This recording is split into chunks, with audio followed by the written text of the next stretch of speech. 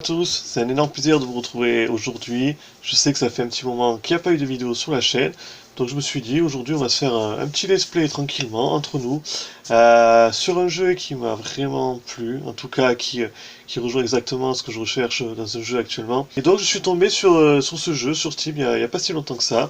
Il a seulement que 2 ans d'ancienneté, il est sorti en 2017. Passé relativement inaperçu, enfin ce que je pense en tout cas, même s'il a énormément de commentaires sur Steam, ce qui est toujours une bonne nouvelle, les critiques sont quand même assez moyennes. Vous pouvez trouver par exemple la note de 13 sur 20 sur jeuxvideo.com, ce qui est extrêmement léger comparé à ce que le jeu en lui-même peut être vraiment. Donc on va voir un petit peu comment ça se passe. Qu'est-ce qu'il a d'intéressant? Au niveau de l'inventaire, c'est classique tout en étant très spécial. Vous allez voir, donc là le casque ça change pas. L'armure, rien d'innovant non plus. La ceinture, bon ça c'est pareil, hein, il n'y a rien d'extraordinaire au niveau des ceintures. L'anneau, je vous l'ai dit tout à l'heure, ben, c'est comme d'habitude, c'est pour avoir des statistiques en plus. Il y en a qu'un, contrairement à Diablo 3, pardon, ce genre de choses, Diablo 2 aussi d'ailleurs, qui avait 2 anneaux. La plupart des jeux ont 2 anneaux. Là, il n'y en a pas. C'est qu'un seul anneau. Et aussi, les colliers étaient remplacés par le talisman.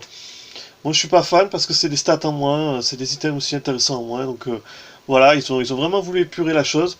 Pareil, là, vous pouvez avoir deux types d'armes, c'est-à-dire soit les main et après les main 2, c'est-à-dire vraiment, si je veux avoir un arc et puis après 2 épées à une main comme j'ai là, c'est tout à fait possible. Normalement, on peut switcher de l'un à l'autre. Là, j'ai pas trouvé comment ça se passe encore. Ma foi, en tout cas, je sais qu'au moins c'est présent. Hein. Faut passer directement en plein combat à un arc pour les boss qui sont un petit peu forts. Hein. On verra ça un peu plus tard. Et là, c'est là où ça m'a surpris, c'est-à-dire que là, vous avez des boots. Jusque-là, il n'y a rien d'extraordinaire. Mais eux, ils les ont mis en accessoire. C'est-à-dire que moi, au début, je pensais vraiment que c'était des boots à part entière, qui portaient sinon une armure, mais pas du tout, c'est un accessoire. Alors, qu'est-ce que ça change? Ben, ça change tout simplement les statistiques de manière générale. C'est-à-dire que les bots, en général, dans n'importe quel RPG, bon, ben, ils ont des statistiques assez importantes parce que c'est des pièces d'armure à part entière. Dit que là non, on est sur un accessoire, et l'accessoire forcément il peut pas être trop puissant, ça reste un accessoire. Là ils ont pris vraiment un parti pris assez étonnant, donc pour vous les boots ça restera des accessoires pour votre viking, hein, parce que là évidemment le jeu c'est dans un univers extrêmement nordique. Par contre ce qui est vraiment très étonnant, je me rappelle pas avoir vu ça dans un hack slash, pourtant j'en ai fait, c'est ça le cadeau de Hearth. Alors, qu'est-ce que c'est? Ça correspond à votre santé, vous voyez, régénération 5 au niveau de la vie, le cooldown 4 secondes à peu près de cooldown, et les charges 2. Bon ben en fait c'est très simple, alors le give cooldown ça réduit vos skills, parce qu'en fait c'est vos skills, on va voir un petit peu plus tard. Ça permet, vous pouvez les looter, vous voyez là j'en ai plusieurs, j'en ai un là en vert, qui est un peu moins rare que les bleus, etc. Ça vous donne en fait, c'est des potions, tout simplement des potions de vie. Ça va, selon ce que vous allez mettre, sur un CD qui sera plus ou moins long, ils vont vous heal pas la même valeur. Vous voyez, heal value 1578, je peux en avoir, il y a plus de charges, c'est-à-dire là j'ai 3 charges, mais qui heal beaucoup moins. Et en échange, je vous donne du maxi, c'est-à-dire ma santé globale est augmentée. Donc là, il y a toutes nos stats, jusque-là, rien de fou, hein, vraiment le bloc, retourne damage, les hauteurs c'est la heal, stamina.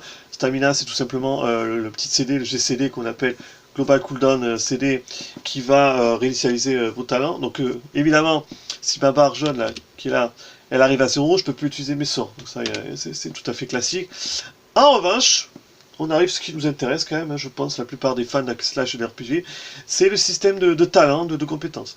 Donc vous voyez, là on a les dieux nordiques, alors ça c'est original, je trouve ça intéressant. À Loki, alors ça c'est Loki, c'est pour les personnes qui veulent utiliser 2 armes une main, comme j'ai fait. Donc on est plus dans le berserk, là vous voyez mon arbre a beaucoup plus avancé comparé aux autres. Là je suis allé jusque là, je peux, voilà, le Wingling Blade qui va mettre des espèces d'épées autour de moi pour faire des dégâts. Là je fais quand même du dégât de magie, feu, pour contrer justement les humines physiques. Et puis là on a une charge classique, là c'est une AO autour de moi avec mes armes physiques, des dégâts physiques, plus un peu de poison pour le dernier niveau. Jusque là, rien de, voilà. Escati, avec les bows, les armes à distance, voilà, faire des dégâts, pour faire du poison, n'importe quoi, améliorer les flèches. L'art en lui-même, ben, vous le voyez, c'est quand même assez simple. Je mets un point là, ça me permet de mettre un point ici. Puis si je débloque ce point là, ça me permet de mettre un point sur ce gros talent. Vous voyez, c'est en gros là. Et ça, les petits, en général, c'est des résistances, c'est des passifs. Vous voyez, tout ça, c'est des passifs. Hop, passif. Si vous voulez mixer, c'est ce que j'ai fait, parce que là, j'ai mis évidemment beaucoup de points en Loki, qui va être mon dieu principal. Mais je peux très bien en mettre en tir aussi, c'est-à-dire en tir, bon, ben, vous gagnez des bonus de crit de chance quand vous avez une arme à une main, que ce soit une pour avec un bouclier ou les deux pour l'attaquer, ça revient au même, donc ça c'est très efficace. On va aller voir un petit peu l'altar, qui est pour moi le socle principal du jeu, vraiment le socle. Alors vous l'avez remarqué, pour ceux qui sont observateurs, en haut à gauche, là il y a un 9, un numéro 9, ok. C'est une bulle de sang, en fait. Donc moi j'ai avancé ma partie, donc je joue à 2 comme je vous l'ai dit tout à l'heure. Là je serai normalement à peu près niveau 10, niveau 11 même, je sais plus. Donc comment je fais pour le savoir? Regardez là, vous voyez le sang, Blood, 78 000 sur 36 000. Qu'est-ce que ça veut dire? Ça veut dire que j'ai dépassé le maximum à atteindre pour dépasser le niveau. Dans ce jeu, c'est pas des points d'expérience, c'est du sang. Donc quand vous allez tuer les ennemis, quand vous allez les tabasser, etc., eh bien ils vont vous lâcher des globes de sang. Dans ce jeu, ça régénère un petit peu de vie, mais c'est pas le principal. Ça va vous permettre d'accumuler du sang comme ça, et d'aller à cet altar, vous voyez, ce petit, ça paraît rien comme ça. Ce petit altar. Donc vous voyez, est-ce que vous voulez sacrifier 36 000 de sang pour monter de niveau? Oui, tout à fait, je veux. Et là on arrive, voilà, j'ai level up, et je peux monter les statistiques. Alors, c'est vraiment minime, c'est bénin comme pas possible, c'est-à-dire plus 1%. On va mettre l'attaque speed, hein, c'est quand même très important pour ma classe. Et je level up, voilà. 2 points en plus pour mes arbres de compétences. Qu'est-ce que je fais? Je vais sur mes gifts, et là qu'est-ce qui se passe? Et bien j'ai 2 points en plus, super. On va surtout prendre, parce que nous on est des barbares, on est des berserk, on va prendre plus 4% d'attaque speed global. Hop, je mets 1 point en plus. Je peux pas le mettre à 8%, ça serait beaucoup trop fort. Là vous voyez, j'ai 42 000 sur 45 000. Qu'est-ce qui se passe? Je peux pas encore augmenter les niveaux, tout simplement parce que j'ai pas assez de sang suffisant. Mais, et c'est là on rentre dans ce que je voulais vraiment vous expliquer, parce que le reste c'est relativement classique, même si le fait d'augmenter, d'améliorer votre village, c'est-à-dire au fur et à mesure des quêtes que vous allez faire, vous allez récupérer des nouveaux personnages qui vont vous permettre notamment de mettre des runes qui sont là, vous voyez.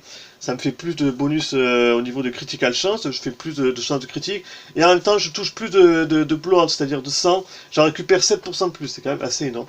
Que je pourrais mettre par exemple sous cette arme-là, empty, ça veut dire que je peux mettre 3 runes, 3 pierres dessus, qui aura un mec qui normalement est là-haut, là que je vous avais dit, hop, à côté de sa fille, c'est le père de la nana, et ben normalement une fois que vous faites le raid et que vous le finissez la quête, vous tuez le boss, ben le mec vient dans votre village et il permet de crafter les pierres runiques directement, il vous le fait évidemment gratuitement, enfin pas tout à fait parce qu'il vous demande 200 dons en général, mais le fait de l'avoir sauvé, ben il est sympa, il dit ben écoutez je reste dans votre village, finalement c'est cool ici, et votre village va s'améliorer de plus en plus.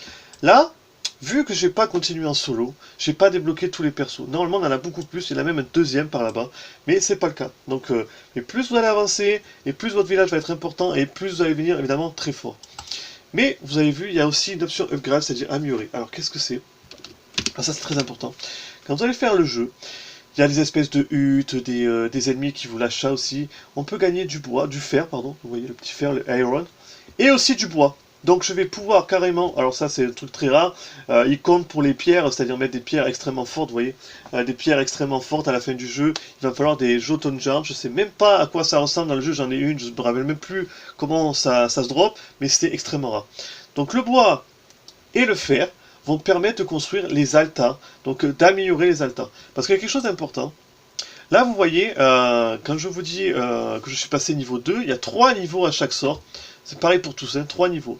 Et bien, pour avoir le niveau 2, il a fallu que j'améliore mon altar. Et c'est pareil pour le niveau 3. C'est-à-dire que, imaginons, j'ai des points, d'accord, j'ai des points de skill, mais j'ai pas amélioré mon altar, et j'aimerais, je suis niveau 26, prendre les 3 points, là, qu'un weapon dancer, mettre les 3 pour avoir le plus de dommages possible. Et ben, si j'ai pas amélioré mon altar, je reste au niveau 1, c'est-à-dire jump range sera à 4, et jump, il n'y en aura que 3. Donc l'effet minimal du sort, quoi. Je peux pas aller au-delà. Donc forcément, pour être efficient, je veux avoir les niveaux 3 des sorts. Qu'est-ce que je fais? Je vais sous l'altar, je fais upgrade. Et là, il me demande, vous voyez, il me demande 60 000 gold, 1650 de fer, bon ça je les ai bientôt, et 4400 de wood. Donc là, je ne peux pas passer mes sorts niveau 3, tant que j'aurai pas ce nombre d'or, et surtout de fer, c'est le plus dur à avoir, pour avoir, vous voyez, level 3 gifts, c'est-à-dire les cadeaux des dieux, les gifts, c'est des cadeaux. C'est tant que je n'aurai pas ça, et ben j'aurai pas les meilleurs sorts du jeu, en tout cas ils ne seront pas améliorés suffisamment. Donc ça donne un côté de petite gestion, c'est pas non plus fou, mais c'est quand même vraiment intéressant. On va passer directement au raid, alors là je vais voir le petit mec. On arrive au cœur du jeu, c'est-à-dire je veux aller bâcher du mob, je veux aller récupérer des loots, je veux faire mes quêtes. Là j'en ai 2, Old Enemy et Hunt Wolf. Alors Hunt Wolf, vous voyez, c'est secondaire. Le petit symbole qu'il y a, parce qu'on reste toujours dans la mythologie nordique, qui est un petit peu à gauche, ça veut dire c'est pour continuer la quête, c'est la quête principale. Tandis que là, c'est une quête secondaire que je peux faire pour, devinez quoi, récupérer du gold, récupérer du fer et récupérer du bois. Les challenges qu'il va y avoir, c'est des quêtes secondaires tout le long du jeu. Donc on va partir directement en raid pour voir à quoi ça ressemble.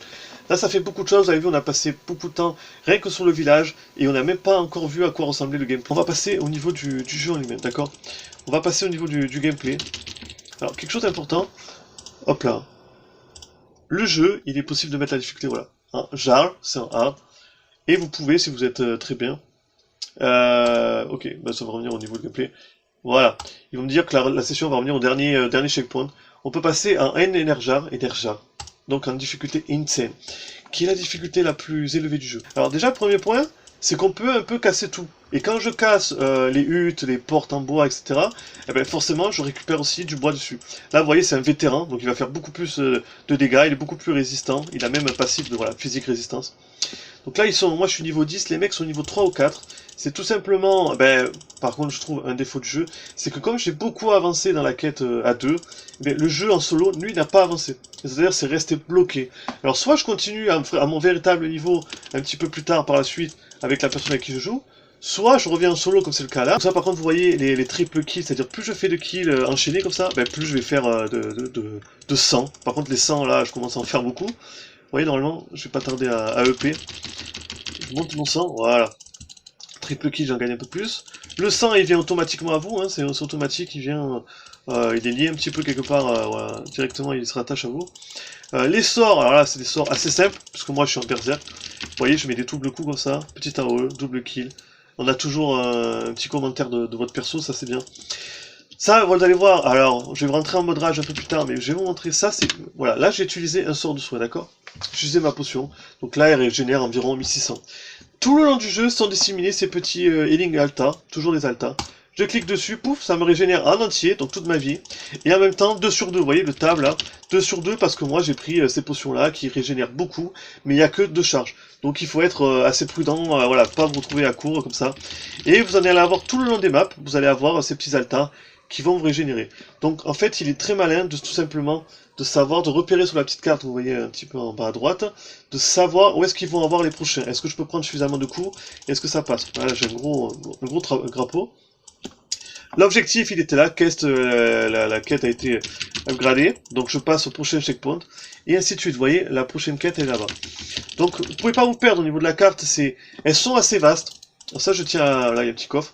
Je tiens à le dire, elles sont assez vastes. Vous pouvez pas vous perdre comme je disais, mais quand même, vous pouvez tourner en rond des fois, surtout quand vous allez chercher, vous voyez.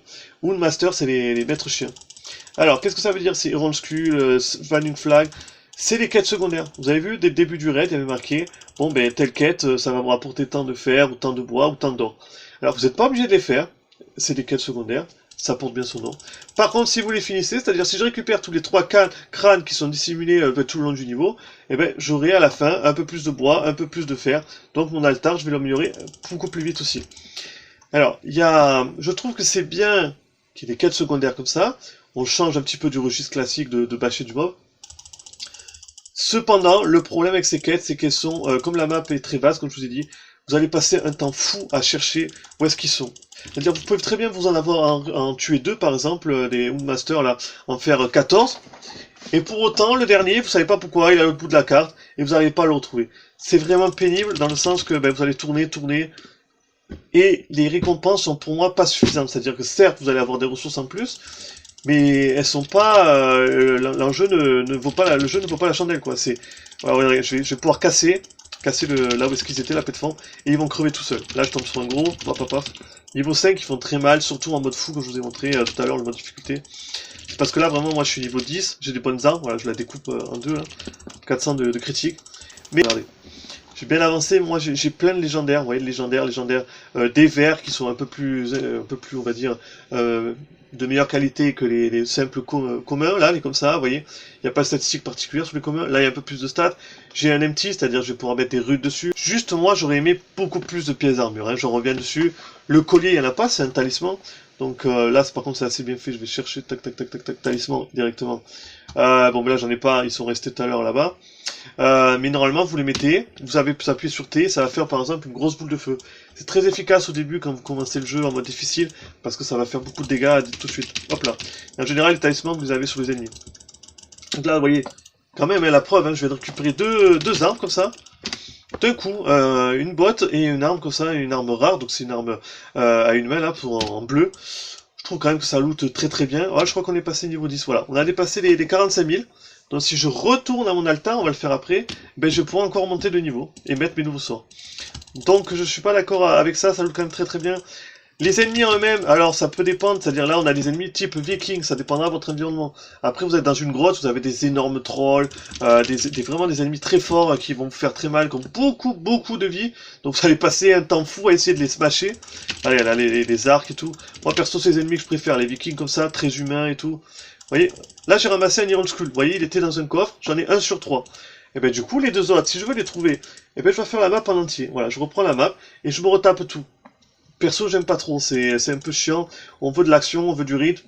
Là-dessus, le jeu, il se débrouille très bien. Vous voyez, je saute sur l'ennemi, regardez, hop, je saute dessus. Je lui fais carrément, là, je fais, hop, directement une sorte de... Comment on appelle ça hop, de charge, ouais, je vais y arriver. C'est une chose de charge hein, pour directement. Mais quand je clique droit, clique gauche dessus, pouf, je saute dessus parce que je suis berserk, parce que je suis un gros viking vénère. Donc j'attends pas après lui pour qu'il vienne sur moi et tout. Non, non, c'est hop, c'est très nerveux. C'est très fun à jouer et franchement là-dessus le jeu a géré. Les roulades c'est pareil, vous voyez, clic droit, donc c'est très direct, très instinctif. Clic droit, je fais ma roulade, pouf, pouf. Par contre, c'est vrai que quand vous faites votre roulade, souvent, le jeu est un peu long, c'est-à-dire que votre ennemi frappe, vous faites la roulade, il va y avoir un délai, le temps que soit pris en compte, vous allez malheureusement prendre le dégât quand même. Je trouve ça quand même très dommage parce que c'est pas fait pour, on voit que c'est pas assez précis, qu'ils ont peut-être pas eu assez de temps ou quoi. Donc ça peut être très frustrant et très énervant, surtout arriver à la fin du jeu qui est beaucoup plus dur. Là, on passe à la dernière zone, la Final Arena. Et là, on rentre dans le boss, tout simplement. Et je vous dis, est-ce que vous êtes prêts? Vous avez un altar de soins à côté. Et vous rentrez, le boss. Donc là, c'est une nana assez forte et tout, qui va me dire, ouais, nanani, on voit l'histoire, je vais pas écouter. Mais en gros, c'est les histoires de clans entre vikings, qui se sont trahis, tout ça. Et vous devez vous venger des gens qui sont retournés contre vous. Voilà, là, je les ai évidemment tués en 2 coups. C'est pas trop dur. Là, le boss est vraiment intéressant, donc c'est une, on va dire, une vierge de fer, là, qui vous fonce dessus. Ouais, même là, à mon niveau, je prends des dégâts, quand même. Voilà, je lui saute dessus. Elle va faire trompe, qu'on appelle un coup de séisme aussi, c'est des sorts extrêmement connus pour les fans de Diablo. Voilà, elle va me faire un petit trompe. Moi, je vais lui mettre évidemment des coups avec le AO. Je peux essayer de faire ça. Donc ça, l'avantage, que c'est à distance et que ça fait des dégâts de feu sur la durée. Là, je lui ressaute dessus. Une petite charge. Et là, non, elle va courir. Voilà, elle est morte. Un ancien ennemi, elle est morte. Et ça se passe comme ça, voilà, là, je vais avoir un choix à faire. Alors, soit, à chaque fois que je vais faire un raid, je vais gagner 1000 d'or, à chaque fois que je vais faire accomplir un raid, soit il n'y a pas ces 1000 d'or à chaque raid, et je gagne 5000 d'or d'un coup. Bah, c'est vous qui décidez. Du coup, je vais partir sur ça, voilà. Je gagne un item rare et un légendaire, à chaque boss vous avez un légendaire, et du bois et de l'or, tout simplement pour améliorer mon altar. Donc là on passe, on continue la suite, c'est très joli par contre les artworks qu'ils font à chaque fin de niveau, c'est vraiment sympa. Eux ils appellent ça des raids, mais moi j'appelle ça des donjons, des niveaux, c'est pareil. Donc on continue, nous raconte un petit peu l'histoire, bon c'est pas passionnant, c'est pas vraiment ce qui fait le charme du jeu. Par contre les graphismes sont très propres, le jeu a que 2 ans. Donc vous revenez dans votre village, c'est pareil, vous avez un altar de soins qui est là pour vous régénérer, vous vendez votre bordel, vous améliorez éventuellement vos armes avec les runes, et on recommence ainsi de suite. Une fois que vous avez fait ça, c'est la petite pause on va dire. Et ben vous revenez, vous continuez, on va continuer le chapitre. Voilà, là allez, on va revenir au War of Fangscar. Toujours cette petite quête à la con, je vais pas la faire. Et vous avez vu, ce qu'on gagne en or, en fer et en bois augmente évidemment au fur et à mesure du raid. Donc là on va finir sur ça, je pense que je vous ai parlé de ce que je voulais vous parler vraiment sur le jeu. C'est un jeu vraiment sympa, il est à 6€ sur Steam. Donc quand même en promo. Donc là je sais pas s'il est encore toujours en promo, mais bon franchement le prix est très faible. Moi je voulais lui rendre un petit peu honneur parce que les notes sont très moyennes, comme je vous avais dit au début. Sur Steam on est autour de 53%, c'est très faible hein, quand vous regardez de manière globale, les gens vont acheter au-delà de 80%. Hein, et sur certains sites comme jeuxvideo.com, les notes sont très basses, à avoir 13 ou 11, je sais plus, mais c'est très faible. Sur jeuxvideo.com c'est l'équivalent d'un 8 ou un 7. Alors que clairement il y a des bonnes idées. Il y a, évidemment, le jeu n'est pas parfait, j'ai pas dit ça, mais il y a clairement des bonnes idées pour de la hack slash. Moi, je suis un fan de la hack slash depuis longtemps. Je vous ai pas dit, mais il arrive qu'on ait des niveaux dans le froid, et là, vous voyez, il y a une barre qui va monter au fur et à mesure. Et plus vous restez dans le froid, plus, arrivé à la fin, vous prenez des dégâts à chaque seconde. Et pour baisser cette barre, il faut se mettre au coin d'un feu, là, que vous voyez, qui sont identifiés par cette espèce de spirale au coin de la map. Donc ça, par exemple, c'est innovant. votre environnement vous fait des dégâts. Des armures peuvent le réduire. Et évidemment, le feu, qui va, à chaque fois, vous allez avancer sur la map, ben, je peux vous assurer que vous allez prier pour tomber sur un camp de feu et pour pouvoir vous réchauffer. C'est des choses qui sont super intéressantes et qu'on ne voit encore une fois que très très rarement dans les hack and slash. Il y a 5 classes, assez diversifiées. Vous voyez, je casse les huttes et tout, je vais récupérer du fer et du bois sous ces huttes avec ces saloperies de gnomes derrière.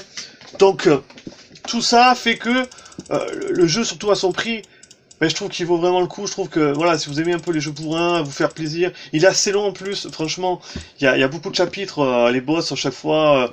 Ben, ils sont inégaux, comme je vous l'ai dit, ils sont pas toujours intéressants, mais quand même, vers la fin, je trouve qu'il y a des boss très très sympas, de ce que j'ai pu voir sur YouTube. Là, vous voyez, c'est pareil, bon, j'ai une petite énigme, là, avec, voilà, il faut mettre les bons, on va dire, symboles, et puis là, j'ai aussi un altar en plein milieu, c'est-à-dire que, pour pas me retrouver bloqué avec mes globes de sang, et là, j'aimerais monter et tout, je peux pas, il y en a un ou deux par map à chaque fois, et ça vous permet de monter le niveau directement, plutôt que d'atteindre le village. Ça aussi, c'est pas mal, bon, ça, c'est des gros ennemis. Donc, vous voyez, le jeu a été bien pensé. Malheureusement, il y a des problèmes de hitbox. Des fois, on touche pas les ennemis comme on veut. Les quêtes secondaires sont nazes, hein, il faut le dire. Au début, c'est sympa, vous les faites, mais vous allez vite les lâcher parce que vous trouvez suffisamment ce qu'il faut en tuant les ennemis. Perso, je trouve qu'il n'y a pas assez de pièces d'armure. Il n'y a pas assez de choses qui nous donnent envie de farmer pour avoir vraiment le truc de fou. Ça, c'est du côté des défauts, parce que le reste, il n'y a pas grand chose à dire, quoi. Je veux dire, le jeu est nerveux, vous voyez, les roulades, j'enchaîne sans arrêt, vous cassez les décors, là, je chope, évidemment, les altars qui me donnent des bonus à chaque fois. Ça, si vous le trouvez partout, sous Diablo, comme sur Sacred, sur plein de choses. Voilà, je trouve dommage que le jeu soit passé comme ça. Quand même, il a fait suffisamment de ventes, hein, pour avoir 1000 commentaires sur Steam, mais ce qui est important, ce que je pense qui a donné qu'il n'a pas été si apprécié au début, là ils l'ont mis à jour, c'est-à-dire je suis vraiment dans la dernière version et tout, je l'ai acheté sur Steam, mais au tout début apparemment le jeu n'était pas forcément bien conçu, la mise à jour n'était pas là, du coup ça a fait que ben apparemment il y avait des problèmes de gameplay, les gens n'étaient pas très contents, tous les notes et tous les commentaires, et je vous conseille vraiment de le faire en coop, alors ça peut être du local comme sur internet, parce que vous pouvez déconner, c'est assez nerveux comme je vous expliquais tout à l'heure, donc voilà, il n'y a pas à se prendre trop la tête, on rentre sur du hack and slash pur et dur, et on s'éclate entre potes, c'est quand même vraiment sympa. Donc voilà, si l'univers vous plaît, si le hack and slash vous plaît de manière générale, franchement foncez, je pense que vous allez passer un bon moment, à ce prix-là, en tout cas ça vaut le coup. Il y a très peu d'hack and slash vraiment intéressants sur Steam, vous pouvez regarder, franchement, ça court pas les rues, c'est d'ailleurs pour ça que je suis tombé dessus, donc il vaut le coup, et puis ça donne un petit coup de pouce aussi aux devs, peut-être pour faire une suite, peut-être pour sortir un gros patch derrière, j'en sais rien, mais en tout cas, moi, j'aimerais vraiment qu'ils fassent ça, je l'achèterai avec plaisir. Voilà, c'est tout pour, je pense que c'est déjà pas mal. En tout cas, je vous souhaite du fun et du plaisir pour la suite, et puis continuez à jouer, hein, parce que après tout, le jeu, c'est la vie, j'ai envie de dire. Allez, ciao, à la plus.